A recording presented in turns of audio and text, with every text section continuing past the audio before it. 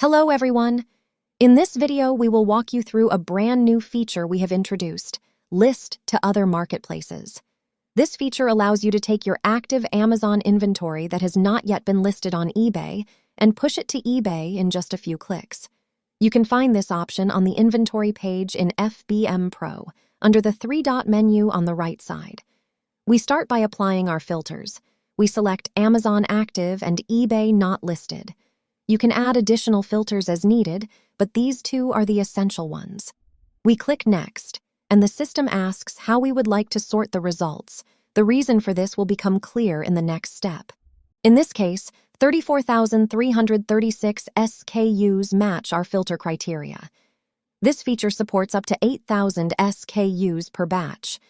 Since every seller has different listing limits on eBay, you may want to cap the number if your limit does not cover all of the filtered products. That is exactly what the sorting and limit options are for. If you leave the field blank, the system will attempt to send everything in the filter.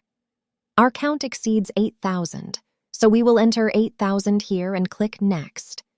It is worth noting that this feature works in both directions. We can send listings from Amazon to eBay or from eBay to Amazon. That is why a marketplace selection is required on this screen. Since eBay requires a ship from address, we also need to select one from the drop-down at the bottom. Once that is done, we click Next. A summary screen appears. After confirming everything looks correct, we hit Submit. Our products have now been queued for listing. Depending on the file size, the process can take up to 1 to 2 hours. Currently, this feature supports transfers between Amazon and eBay only.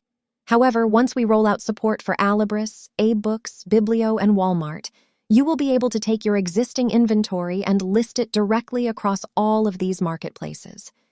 If you are looking to reduce your dependency on Amazon and take your FBM operation to the next level, this feature is exactly what you need. We hope you found this helpful. See you in the next one.